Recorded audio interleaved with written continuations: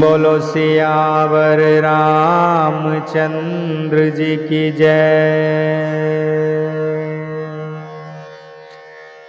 पुनि पुनि प्रभु पद कमल गहे, जोरे पंकरोह पाने। बोली गिरजा बचन बर, मनहु प्रेम रस साने। बार बार स्वामी यानी शिव जी के चरण कमलों को पकड़कर और अपने कमल के समान हाथों को जोड़कर पार्वती जी मानो प्रेम रस में सान कर सुंदर वचन बोली। मंगल भवन अमंगल हारी, द्रवहु सुदशरथ अजर बिहारी। शशिकर सम सुनी गिरा तुम्हारी, मिटा मोह सरदा तप भारी।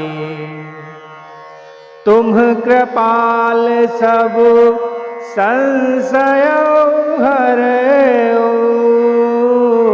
राम स्वरूप जानि मोहि परओ।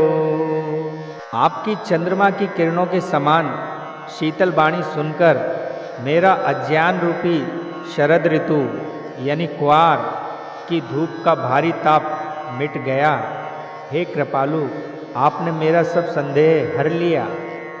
अब श्री रामचंद्र जी का यथार्थ स्वरूप मेरी समझ में आ गया।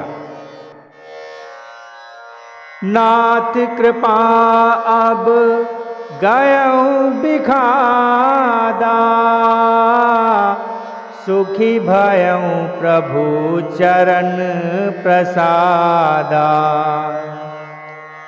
अब मोहिया पन किंकर जानी, यद्यपि सहज जड़ नारी अयानी। हे नाथ, आपकी कृपा से अब मेरा विषाद जाता रहा और आपके चरणों के अनुग्रह से मैं सुखी हो गई। यद्यपि मैं स्त्री होने के कारण स्वभाव से ही मूर्ख और ज्ञानहीन हूँ, तो भी अब आप मुझे अपनी दासी जानकर प्रथम जो मैं पूछा सोई कहूँ, जो मों पर प्रसन्न प्रभु अहूँ। राम ब्रह्म चिन्मय अविनाशी, सर्व रहित सब उर पुरवासी। हे प्रभु, यदि आप मुझ पर प्रसन्न हैं तो जो बात मैंने पहले आपसे पूछी थी वही कहिए। यानी यह सत्य है कि श्री रामचंद्र जी ब्रह्म हैं, चिन्मय यानी ज्ञान स्वरूप हैं, अविनाशी हैं, सबसे रहित और सबके हृदय रूपी नगरी में निवास करने वाले हैं। नाथ धर्यो नर तनु के हेतु, मोहि समझाई कहूँ ब्रख केतु। उमा वचन सुनी परम विनीता, राम कथा पर प्रीति पुनीता। फिर हे नाथ, उन्होंने मनुष्य का शरीर किस कारण से धारण किया? हे धर्म की ध्वजा धारण करने वाले प्रभु, यह मुझे समझाकर कहिए।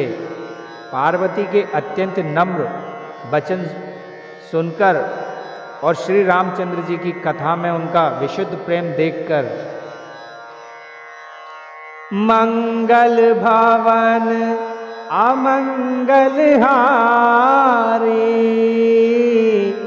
द्रवहु सुदशरथ अजर बिहारी।